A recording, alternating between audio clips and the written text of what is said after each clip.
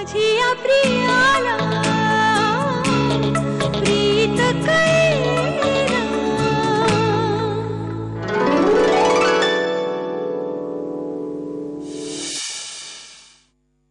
देवा,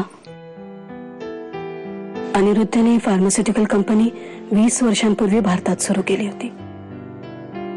आता तो नाहीये, पण त्यांनी या कंपनीसाठी पाहिलेली सगळी स्वप्न पूर्ण झाली आहेत। आता एकच इच्छा आहे, त्यांनी त्याच्या मुलींसाठी पाहिलेली सगळी स्वप्न पूर्ण व्हावीत।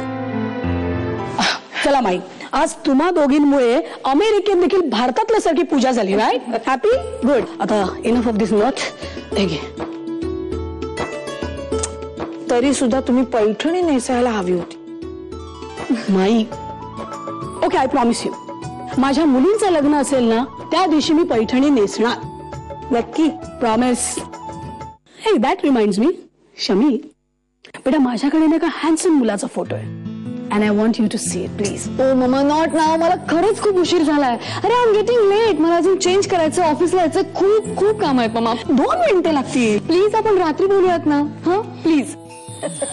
तू का हसतेस? बाप्पा, डील फायनल झालं तर माझ्या हातचे मोदक आहेत. Okay, bye mamma. शमी, माई, शमी गेली, पाहिलंच माई. ती देवाला काय म्हणाली ते ऐकलंस ना? तिच्या हातचे मोदक, राईट? हो, आणि ते नक्की जळणार नाहीत. Very funny. Hello, yeah Robert, I am just reaching there. Is it? Okay, no probs. Ciao. Yeah. Meeting उशिरा. वा, हे असंच असतं. ज्या गोष्टीसाठी आपण खूप डेस्परेट असतो ना, त्याच गोष्टीला उशीर होतो. पण उशिरा का होईना, नशिबात असेल तर आपली गोष्ट आपल्यापाशी येतेच.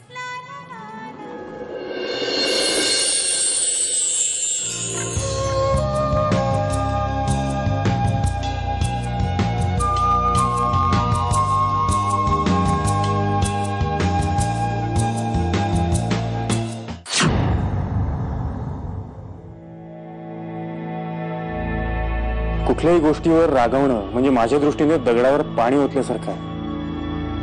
त्याने काही होत नाही ग. असं कसं? रात्र रात्र जागून तयार केलेली डिझाईन्स आहेत ती रिजेक्ट करण्याचं सिंगल रिझन मला मिळत नाही.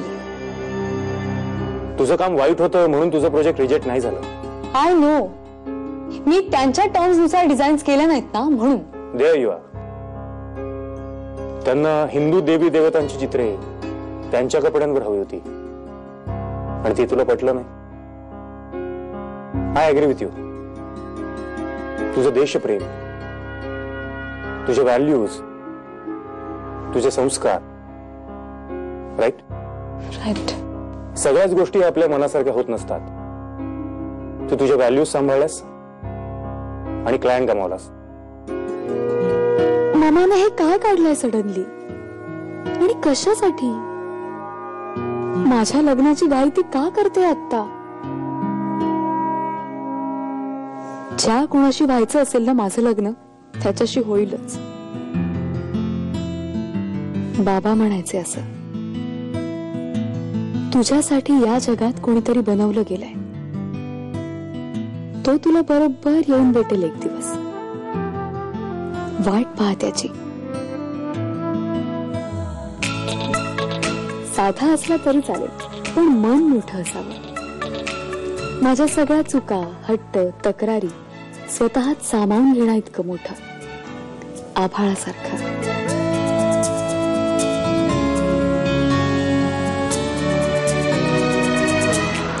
त्याच्या व्हॅल्यूज क्लिअर असाव्या, पर्सनॅलिटी प्रेझेंट असावी. त्याच्या असण्याने माझं अख्खं लाईफ उजळून निघावं.